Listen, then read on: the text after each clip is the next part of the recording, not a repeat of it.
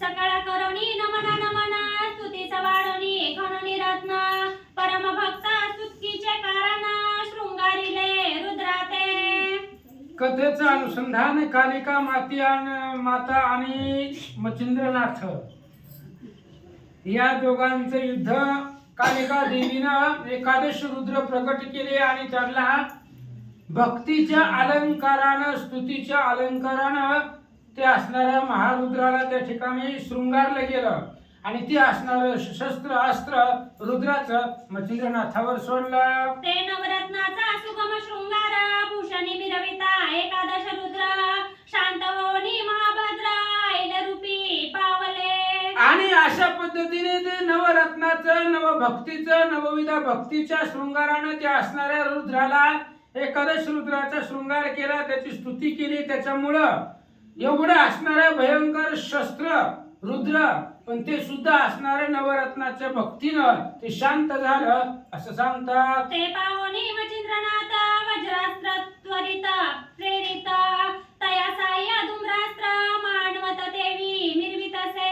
मच्छिंद्रनाथाने पाहिले रुद्रास्त्र शांत झालं त्यावेळेस वज्रास्त्राचा असणारा वापर मच्छिंद्रनाथाने केला आणि वज्रास्त्राचा मंत्र म्हणून ते असणारं वज्रास्त्र सोडल्यानंतर ते असणाऱ्या काळिकेनं धूम्रास्त्र सोडला. तेने करुणी धुमधुमाकार मावळला मित्र ताराचंद्र तया संधित वज्रास्त्र निजमस्तकी भेदितसे. आणि ते असणाऱ्या धूम्रास्त्रानं सगळे असणारी चंद्र सूर्य मावळून गेले म्हणजे अंधकारून गेले. अशा प्रकारचं धूम्रास्त्र वायुअस्त्र सोडलं त्यामुळे ते असणारं वज्रास्त्र थांबलं गेलं. परितीच्या पळा काळिका देवी वज्रास्त्र धरिले तिने पायी आपटीती झाली शैलाद्रीमयी उत्तर दिशे कारणे. मग त्या काळिका भगवतीनं मच्छिंद्रनाथांनी सोडलेलं वज्रास्त्र आहे आणि ते वज्रास्त्र काळिकेने ते वज्रास्त्राच्या पायाला धरलं. ते असणारं वज्रास्त्र फिरवलं आणि उत्तर दिशेच्या बाजूला ते वज्रास्त्र जमिनीवर आदळलं. तेने गाय शैलाद्री पर्वत निमाचूर झाला नेमस्त ती साक्षात द्यापी हिंदुस्थानात सह्याद्री पर्वत नसेची. आणि ज्या वेळेस त्या कालिकेनं ते असणारं वज्रास्त्र त्या उत्तर दिशेला जमिनीवरती आपटलं त्यावेळेस शैलाद्री नावाचा त्या पर्वताचा निम्मा भुगा झाला. ते पर्वत असणारं निम्म चूर झालं.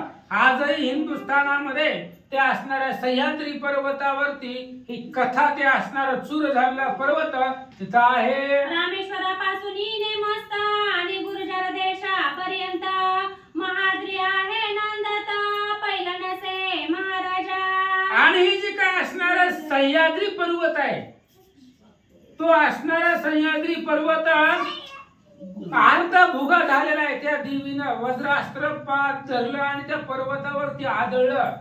त्यामुळं रामेश्वर पासून गुजरात देशापर्यंत ते असणारा अर्धाच पर्वत दिसतो. अर्धा ती भुगा झालेला आहे. ते त्या कालिकेने केलेला आहे असं सांगतात. असं ऐसे वज्रास्त्र सरले आणि धूम्रास्त्र ते गिळले ते पाहुणी मच्छिंद्र वहिले वाताकर्षण जपत असे. असं म्हणले ते असणारं वज्रास्त्र पर्वतावरती आदळलं त्यामुळे ते वज्रास्त्र संपलं. धूम्रास्त्र सोडलं होतं ते धूम्रास्त्र देवीने गिळून घेतलं. मच्छिंद्रनाथांनी पाहिलं कालिका दिव्य आहे जगदंबा आहे आणि ती आता आपल्याला युद्धामध्ये जड चालली असं पाहिल्यानंतर मच्छिंद्रनाथांनी वात आकर्षण नावाचा मंत्र म्हटला गेला. ते सबळ वाताकर्षण लाभले होते मच्छिंद्र कारणे जय शुक्र मंत्र प्रधान संजीवनी लाधली. आणि दत्त गुरुच्या कृपेनं दत्तात्रयांच्या कृपा आशीर्वादानं मच्छिंद्रनाथांना वात आकर्षण आणि वात प्रेरक ही दोन मंत्र प्राप्त झालेले होते. जसं पूर्वी बृहस्पतीचा मुलगा कच शुक्राचार्यापाशी आला आणि शुक्राचार्याकडून कचाला संजीवनी मंत्र प्राप्त झाला तशाच पद्धतीने वात आकर्षण मंत्र मच्छिंद्रनाथांना दत्तात्रयापासून मिळाला. वशिष्ठादेनु झाला लाभ की ते विष्णूचे सुदर्शन मिळाले स्वयंभू ते विदेती सुक्ती का गर्भ सुक्तास्त्र मिळाले. किंवा वशिष्ठ महाराजांना ते असणाऱ्या धेनूचा गायीचा लाभ झाला. भगवान श्री विष्णूचं सुदर्शन त्यांना प्राप्त झालं. तशा पद्धतीने दत्तात्रय गुरुच्या कृपेने दत्तात्रयांच्या सामर्थ्यानं मच्छिंद्रनाथांना ते वात आकर्षण मंत्र प्राप्त झाला.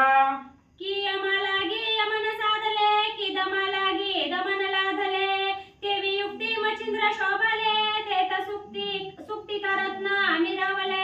किंवा यमालागी असणार यमपाश भेटावा तशा पद्धतीने त्या युक्तीनं जसं यमापाशी यमदंड असतो यमदूतापाशी काळदंड असतो तशा पद्धतीने दत्तात्रयांच्या कृपा आशीर्वादानं मच्छिंद्रनाथांना तो असणारा वात आकर्षण मंत्र प्राप्त झालेला होता. की वज्रास्त्रे शक्र विराजमान की देवता लादले अमृतपान तेवी दत्ताने सुक्ती करत ना मच्छिंद्रा ते मिरविले. इंद्राच्या हातामध्ये वज्र आहे. इंद्राला ते असणारं वज्र प्राप्त झालं म्हणून वज्रधारी इंद्राला म्हणतात. किंवा देव लोकांना अमृत पान मिळालं. अमृत पिले की देव अमर होत होते आणि ते असणारं अमृत देवाला मिळालं. त्याच पद्धतीने दत्तात्रय महाराजांनी हे असणारं वात आकर्षण मंत्र मच्छिंद्रनाथांना प्राप्त करून दिला. की रत्नाता मंत्रावळी देत कृपेची वरदवाळी भस्मची चिमुटी योजने ते काळी प्रोक्षिता झाला मच्छिंद्रा. आणि हे असणारे दत्तात्रय महाराजांनी वरदाच्या कृपेने वरदानाच्या सामर्थ्याने मच्छिंद्रनाथांना हे वात आकर्षण मंत्र आणि वात प्रेरक मंत्र प्राप्त करून दिले. आणि तेच असणारे मंत्र मच्छिंद्रनाथांनी बोलायला सुरुवात केली. झुळीमधून भस्म काढला आणि वात आकर्षण मंत्र म्हणू लागले. तव ते मंत्रास्त्र गुप्त काळिका देवीवरी वात प्रवेश होताची वात कुंठित सकळ देहाचा पै झाला. मच्छिंद्रनाथाने आपल्या झोळीतून भस्म काढलं आणि त्या भस्मावरती वात आकर्षण मंत्र म्हटला आणि ती भस्म देवीच्या अंगाच्या दिशेने शरीराच्या दिशेने सोडून दिलं. ती भस्म देवीच्या शरीरात झगटलं. त्या भस्माचा स्पर्श झाल्याबरोबर वात आकर्षण मंत्राच्या प्रभावानं देवीच्या शरीरामधलं जी काही श्वास आहे तो श्वास बंद झाला. त्यामुळे शरीरातलं चलन वलन थांबलं गेलं आणि देवीचं शरीर विकळ झालं. तेने देवी विकळ झाली गगनाऊनी आदळली तेने गाये अति व्यापली केविल दिसे मूर्छेने. आणि देवी आकाशातून युद्ध करत होती पण मच्छिंद्रनाथाचं वात आकर्षण मंत्र अंगाला झगटल्यामुळे स्पर्श झाल्यामुळे श्वास बंद झाला आणि आकाशामध्ये असल्यामुळे चलन वलन थांबलं. कासावीस देह झाला आणि सगळी अंगातली ताकद संपली. श्वास बंद पडला आणि त्या आकाशामधून देवी पृथ्वी तलावरती जमिनीवरती आदळले खाली पडल्या.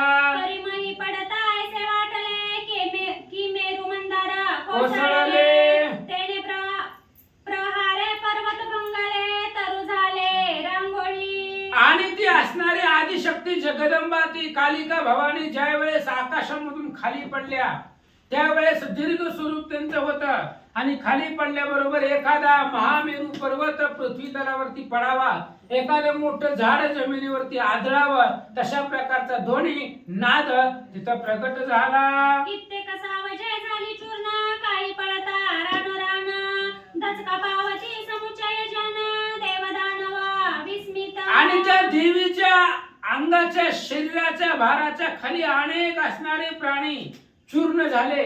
काही काही प्राणी रानोरान पळू लागले. भूकंप झाल्यासारखा आवाज त्या परिसरामध्ये तिथं निर्माण झाला. सगळे असणारी लोक जे काही तिथला समुदाय होता त्यांना दचका बसला. देव दानवांना सुद्धा आश्चर्य वाटलं. आस्वत्यावरण अवस्था महिनी चेष्टिता झाली माता श्वेतनयनी विकळाव देहस्ता अवस्थेता मिरवली. असं म्हणले. अशा पद्धतीने ती जगदंबा कालिका माता जमिनीवर आदळल्या. खाली पडल्याबरोबर श्वास बंद झाला. त्यामुळे शरीर विकळ झालं. निचेष्टित अशा प्रकारची ती माता जमिनीवरती पृथ्वीवर पडली. पडल्याबरोबर प्राणरहित उपाये मग वेगी स्मरला उमाराय. ते वाघभट दावोनी तरुण पाया जावली पोहोचले कैलासा. आता देवीच्या लक्षामध्ये आलं आता आपण जगत नाही. श्वासच बंद झाला. श्वासच घेता येत नाही. त्यामुळे आता आपला प्राण जातोय. आता आपण जगत नाही. म्हणून आपलं आराध्य दैवत कुलदैवत कोण असेल तर ते महादेव जे आहेत आणि त्या महादेवाचं स्मरण करायला सुरुवात केली. अंतकरणापासून हाक मारली आणि तो हाकेचा ध्वनी कैलासापर्यंत महादेवाच्या कानावर पोहोचला. जाताची श्रवणद्वारी बोबाट सावध होय कैलासनाथ की शिवकरीचे काळिकास्त्राच्या संकटाते पडिले. आणि त्या काळिका भवानीने अंतकरणापासून एक हाक महादेवाला मारली. त्याबरोबर तो असणारा कालिकेचा जो आवाज होता तो महादेवाच्या कानापर्यंत जाऊन पोहोचला.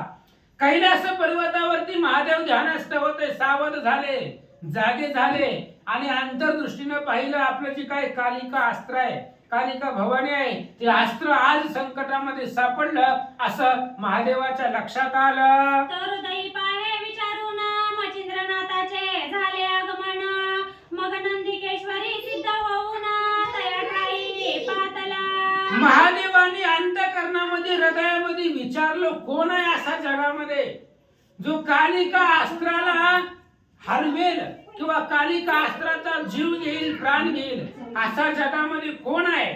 महादेवाने अंतर्दृष्टीने पाहिलं तर लक्षात आलं मच्छिंद्रनाथाचं आगमन झालंय. मच्छिंद्रनाथानं ते असणाऱ्या अस्त्राला जर्जर केलेलं आहे. हे ज्या वेळेस महादेवाच्या लक्षामध्ये आले त्यावेळेस नंदीवरती आरूढ झाले आणि नंदीला घेऊन महादेवजी त्या ठिकाणी त्या युद्ध क्षेत्राच्या जमिनीवरती येऊन पोहोचले. एताची देखे मच्छिंद्रनाथ धावली लगबगी अति त्वरित. चरण कमळी कमनातीत मूर्ध कमळ अर्पितसे. ज्यावेळेस महादेव नंदीवरती बसून त्या मच्छिंद्रनाथाच्या समोर आले, मच्छिंद्रनाथांनी पाहिले की महादेवजी आलेले आहेत. मच्छिंद्रनाथ धावत गेले आणि आपलं डोकं महादेवाच्या चरणावरती पायावरती ठेवलं. शिव उतरवणी नंदिकेश्वरी भाऊके कवळेला दशम खरी. भेटोनी हृदया प्रेम लहरी आवळणी धरितसे. लगेच महादेवजी नंदीवरनं खाली उतरले. मच्छिंद्रनाथ महादेवाच्या पायावरती पडलेले होते. मच्छिंद्रनाथांना महादेवाने उठवलं, आपल्या हृदयाला लावलं आणि गाढ अशा प्रकारचं आलिंगन महादेवाने मच्छिंद्रनाथांना दिलं. मने तानुया अति थोर करुणी दाविला चमत्कार.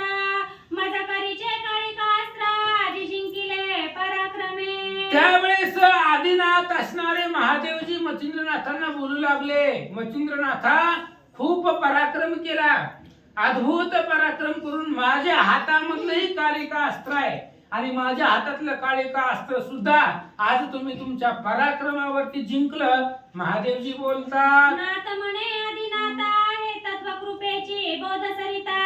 बद्रिकाश्रमी रावणी दत्ता श्रुत केले तुम्ही माते. त्याच वेळेस मच्छिंद्रनाथ महादेवाला सांगतायत, महादेवजी मला माहिती आहे ही जी कालिका अस्त्र आहे ती तुमच्या हातामध्ये आहे. कधी सांगितलं होतं? ज्या वेळेस मला महादेवजी घेऊन तुम्ही दत्तात्रयांच्या भेटीला गेले बद्रिका आश्रमामध्ये, त्याच वेळेस दत्तात्रयांनी सांगितलं होतं की महादेवाच्या हातातलं कालिका अस्त्र तेव्हाच मला माहिती झालं. षण्मास महाराजा रक्षोनी माते प्रसन्न रवी केला तुम्ही दत्त. त्या प्रसन्न कुळीचे उदित माते ओपिले कृपेने. आणि महाराज तुम्ही काय केलं? 6 महिने माझं रक्षण केलं. 6 महिने माझं रक्षण करून माझ्यावरती दत्तात्रयांची कृपा तुम्ही करून दिली. त्यामुळे दत्तात्रय प्रसन्न झाले आणि त्यांनी कालिका अस्त्र तुमच्या हातामध्ये किंवा तुम्हाला अर्पण केलं. शिव म्हणे बास तू आता सावध करी काळिका दैवता. नाथ म्हणे वरदहस्ता मम मौळी स्पर्शावा. लगेच महादेवांनी सांगितलं, मच्छिंद्रनाथांना म्हणले, महाराज तुम्ही म्हणता ते पण बरोबर आहे, पण ही माझ्या हातातलं शस्त्र आहे कालिका अस्त्र. हे जर्जर केलेलं आहे तुम्ही मंत्राच्या ताकदीनं, तर ते असणाऱ्या कालिका अस्त्राला साजिवंत करा, त्याला जीवदान द्या, असं आदिनाथ भगवान मच्छिंद्रनाथांना बोलतात. माझे मागणे आहे किंचित देवनी स्वामिनी करावे श्रुत. जैसा संजीवनीचे अर्थ शुक्रकचा फळला असे. त्यावेळेस मच्छिंद्रनाथांनी महादेवाला सांगितलं, महादेवजी या अस्त्राला मी साजिवंत करतो, पण माझं त्या अस्त्राकडे एक मागणं आहे, त्या देवीकडे एक मागणं आहे. माझं जास्त काही नाहीये. जसं पूर्वी शुक्राचार्याने कचाला असणारी संजीवनी विद्या प्राप्त करून दिली, त्याच पद्धतीने माझं पण मागणं आहे, ती या कालिकेने पूर्ण करावं असं मच्छिंद्रनाथ सांगतात. मग सिद्ध सर्वेश्वर वरद मौळी म्हणे कोण कामना उची तदुनार्थ ये काळी लादसी तू वदवत्सा. त्यावेळेस महादेवाने विचारलं मच्छिंद्रनाथांना, म्हणले काय आहे तुमच्या मनामध्ये कामना आहे, काय अशाची इच्छा मनामध्ये निर्माण झाली ते सांगा. महादेवजी बोलतात, नाथ म्हणे पंचवक्त्रा कवित्व करविले सागरी पवित्रा. त्या ते वरदेवणी वरद पात्रा काळिकास्त्र मिरवावे. मच्छिंद्रनाथाने महादेवाला सांगितलं, महादेवजी माझं जास्त काही मागणं नाही, छोटस आहे. आणि तेच मागणं आले आले ते देवीला केलं होतं, पण त्यांना रागच आला. त्या देवीला मी आले आले म्हणलं होतं की मी शाबरी कवित्व केलेलं आहे, शाबरी मंत्र म्हटले, त्याला फक्त सहकार्य करा, त्याला फक्त वरदान द्या, एवढंच बोललो होतो. आणि आता पण तेच मागणं आहे, माझं जास्त काय नाही. मी जी काही शाबरी कवित्व केलेलं आहे त्या कवित्वाला सगळ्या देवांचं वरदान आहे, म्हणून या कालिकेचं सुद्धा वरदान त्याला असावं, एवढीच माझी इच्छा आहे. जैसे तव करी बहु दिवस बसोनी अमित केले कार्यासा. तेवे माझे वक्त्रास काळिकेने बसावे. महादेवजी हे कालिका अस्त्र तुमच्या हातामध्ये अनेक दिवस होतं, आणि या कालिका अस्त्रानं तुमच्या बरोबर अनेक युद्ध केली, अनेक युद्ध जिंकली. तुमच्या हातामध्ये ते अस्त्र राहिलं, जसं तुमच्या हातामध्ये राहिलं तसं माझ्या मुखामध्ये राहावं, म्हणजे ही शाबरी कवित्वाला त्याचं वरदान असावं, म्हणून माझं एवढंच मागणं आहे असं मच्छिंद्रनाथ बोलतात. जय जय कार्य लागे माते तदुन कार्य व्हावे सरते. आणि पुढेही मंत्र कार्याते उपयोग व्हावा जयासी. जे जे कार्य मला लागेल ते ते कार्य हे असणाऱ्या कालिकेने सहकार्य करावं. जसं जसं मला शाबरी कवित्वाला काही अडचणी येतील, जसे जशी मदत लागेल तेवढी सगळी मदत मला त्या कालिका अस्त्राने करावा. आणि पुढे जरी कुणाला गरज लागली किंवा माझ्या असणाऱ्या कवित्वाला शाबरी मंत्राला त्यांचं वरदान असावं असं मच्छिंद्रनाथ महादेवाला बोलतात. ऐसे रीती वरदान द्याल जरी प्रसन्न होऊन तरी कामना समाधान निज देही नांदेला.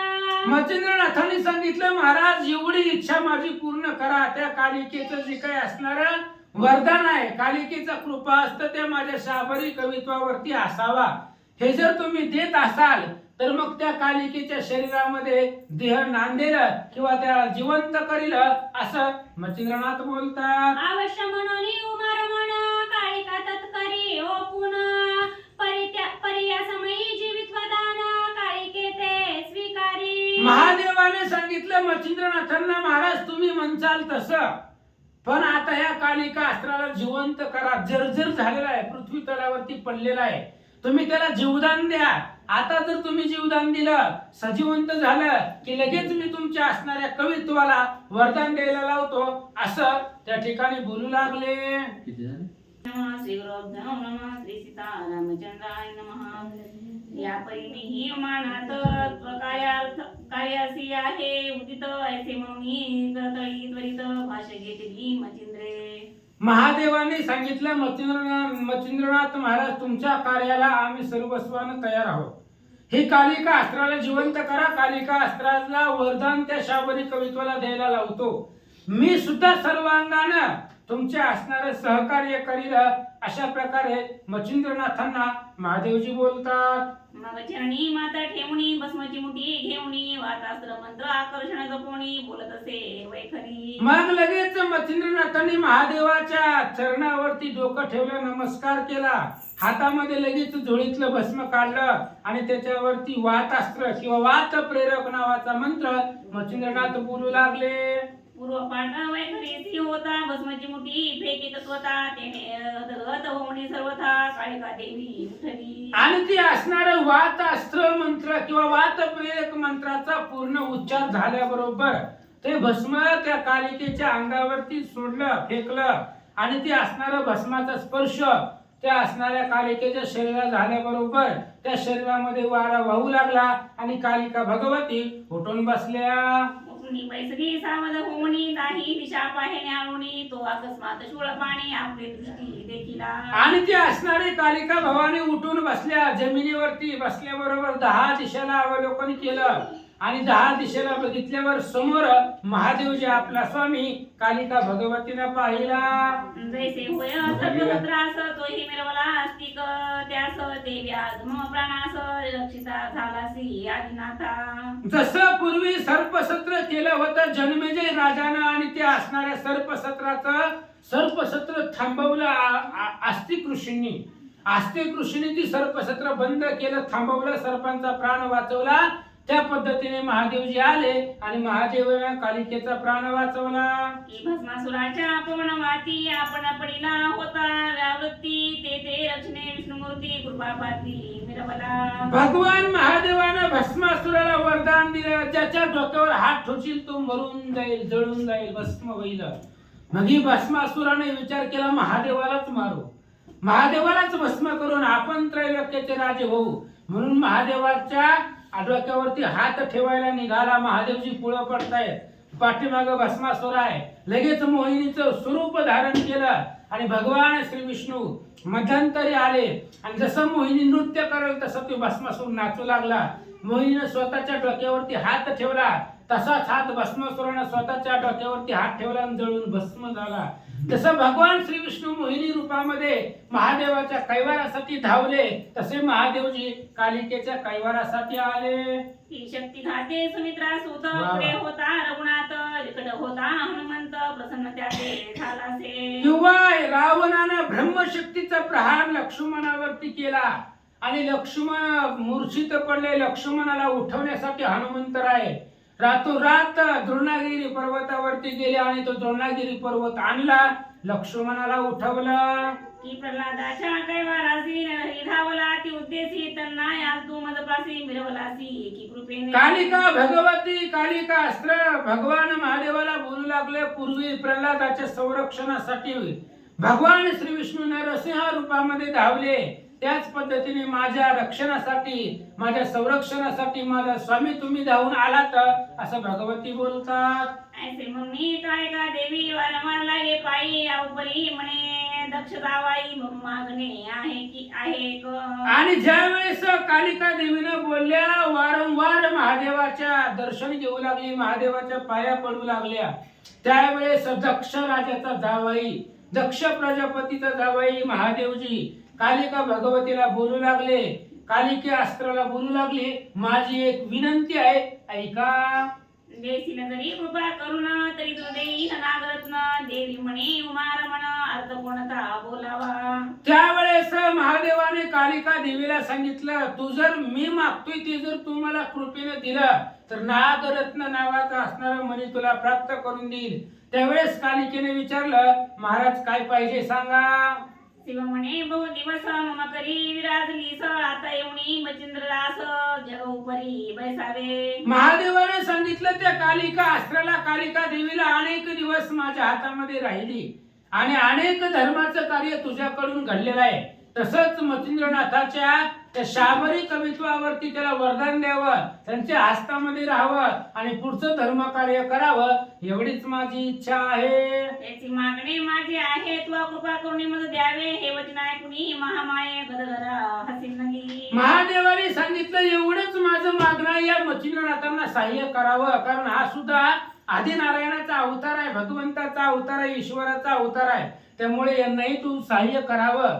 त्यावेळेस असं महादेवजी बोलल्यानंतर ना कालिका माता हसल्या आणि काय म्हणतात, म्हणे महाराजा पायापासी मी म्हणते तुमची दासी तुके उये धरुणी मानसी दान मागता हे काय.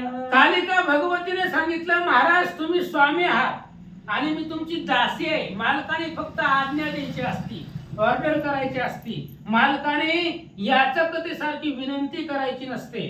तुम्ही फक्त सांगितलं जरी असतं ते हे कर, दम देऊन जरी बोलला असतो तरी मी केलं असतं, कारण मी दासी आहे आणि या दासीला एवढी विनंती करताव हे योग्य नाही आहे असं भगवती बोलतात. जिकडे धाडाल तिकडे जाईन तुमची आज्ञा मद प्रमाण तुके गुह्य धरून दान म्हणणे अनुचित हे. महाराज तुम्ही जिकडं पाठवाल तिकडं मी जाईन, कारण तुम्ही मालक आहात, तुम्ही स्वामी आहात, मी तुमची दासी आहे, सेवकी आहे आणि सेवके करावे सांगितले काम तुम्ही जिथं जा म्हणाल तिथं मी जाईल आणि तुम्ही मला याचं कसारखं दान मागताय हे अनुचित आहे असं भगवती बोलतात. जैसा वाचस्पती ज्ञान चाड आजा रक्षक पुसे कोड तन्नाय माझ्या पाड जल्पसी की महाराजा. अहो वाचस्पती म्हणजे बृहस्पती सारखा ज्ञानवान पंडित आणि गाई राखणाऱ्याला किंवा बैल राखणाऱ्याला तो ज्ञान पुसर विचारील का तशा पद्धतीची अवस्था झाले भगवती बोलतात. उड्डाण करावया अर्थी गोलांगुळास्तवी मारुती तन्नाय प्रयुक्ती जलपदा की महाराजा. अहो किंवा उड्डाण करायच्या वेळेस समुद्रावरनं उड्डाण करायचं होतं त्यावेळेस सर्व वानरांनी स्तवन केलं होतं. हनुमंतरायाची स्तुती केली होती. जावा बजरंगबली तुम्ही शीतशुद्धी करून या तशा पद्धतीने विनंती स्तुती करून मला मागत आहे अनुचित आहे भगवती बोलतात.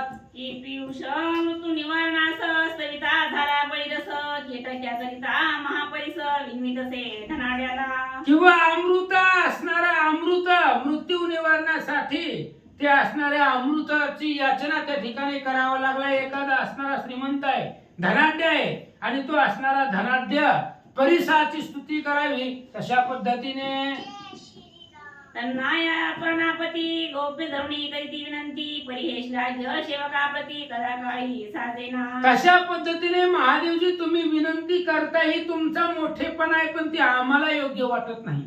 तुम्ही जगताचे मालक आहात स्वामी आहात आणि तुम्ही मला माझ्यापाशी याचं कसारखी विनंती करताय बोलताय हे अनुचित आहे योग्य नाहीये भगवती बोलतात. तयाता सोयचे मान्य करीन स्वामी शब्दास नि बोलावणी मचिंद्रास जरणेरही कवळीला.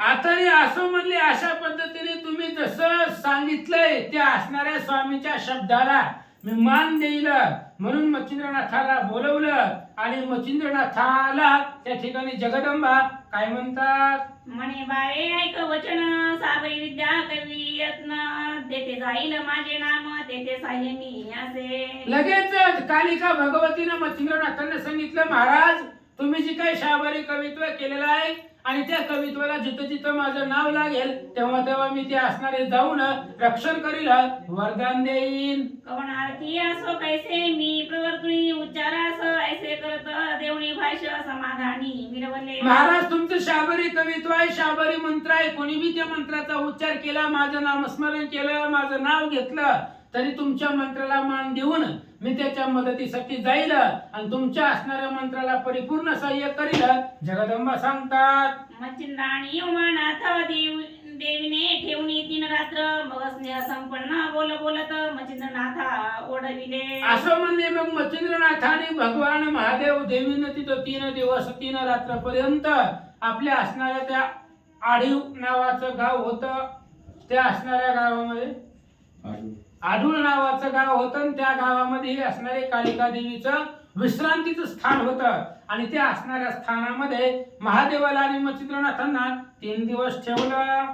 या उपरी श्री देवीचा पाणी मच्छिंद्रनाथाच्या कृपे उपणी अति गौरवे शूल पाणी स्वस्थानासी जातसे. इकडं महादेवाने लगेच असणाऱ्या कालिका भगवतीचा हात मच्छिंद्रनाथाच्या हातामध्ये दिला दोघांचं सख्य करवलं आणि महादेवजी पुन्हा कैलासाला निघून गेले. मग मच्छिंद्र आणि उमानाथ देवी बोलवणी स्वस्थाना येत शिव पावले कैलासात मच्छिंद्रनाथा भेटुनी. मग मच्छिंद्रनाथाने महादेवांना देवीनं पाठवणी केली त्यांना पुढच्या असणाऱ्या मार्गाला जे काय आपलं कार्य आहे त्या कार्यासाठी पाठवले गेलं. देवी पुन्हा असणाऱ्या महागारी आपल्या मुक्कामाच्या स्वस्थानाच्या ठिकाणी आल्या आणि महादेवजी कैलासाला निघून गेले.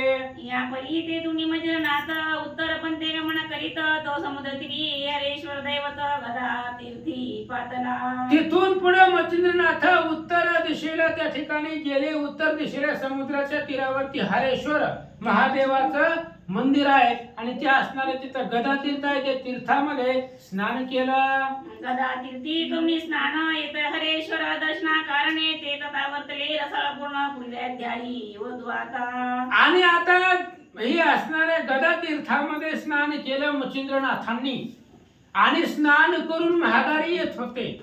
स्नान करून मच्छिंद्रनाथ महागारी आले स्नान करून त्या गदा तीर्थाचं आणि वीरभद्र त्या गदा तीर्थाच्या स्नानाला चाललेला होता. दोघांची गाठ रस्त्यामध्ये पडते, दोघांची भेट होते आणि आता दोघांचा संवाद काय होईल ते पुढच्या अध्यायात ऐका. शिवसुत वीरभद्र महाजेठी प्रताप रुद्र तया ते भेटतानाथ मचिंद्र स्मरंगणी वीरवती. त्या गदा तीर्थामध्ये स्नान करून मच्छिंद्रनाथ महागाडी येत होते आणि महादेवाचा मुलगा असणारा वीरभद्र स्नानाला चाललेला होता. रस्त्यामध्ये दोघांची भेट होते आणि दोघांच्या भेटीमध्येच दोघांचं कडाक्याचं दुर्धर अशा प्रकारचं सम्रांगण भांडण होईल. ती कथा पुढच्या अध्यायात ऐका. असो येऊनी त्या प्रसंगी आता बाहे पूजिती काळिका देवता तरी पटणी प्रसंग उपयोग बहुधा मुष्टी निवारणी पडेल. असं म्हणले ती पुढच्या अध्यायाची कथा आहे. उद्याच्या अध्यायामध्ये ऐका. या अध्यायातली कालिका भगवतीची कथा होती. मच्छिंद्रनाथांनी कालिकेला जिंकलं, त्यामुळे मुष्टीबाधेचं जर मुष्टीबाधा जर झाली असेल तर त्याचं निवारण हे अध्याय ऐकल्यानंतर होतो. पुढे मंत्रपुष्टी दृष्टी बाधा न करी तीर्थाच्या पाठी पुढे चेडे जालना लोटी मरण भीती बाधेना. आणि पुढे असणारा मुष्टीबाधा त्याला बाधू शकत नाही, मरणाची भीती त्याला वाटत नाही. ज्यानेही देवीचं भगवतीचं चरित्र ऐकलं त्याला मरणाची भीती वाटत नाही असं सांगतात.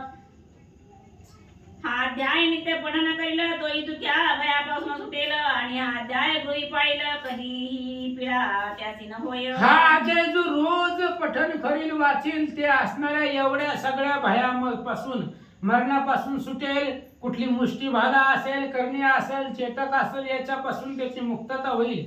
घरामध्ये हे चरित्र ठेवलं की त्याला ग्रह पीडा होणार नाही असं सांगतात.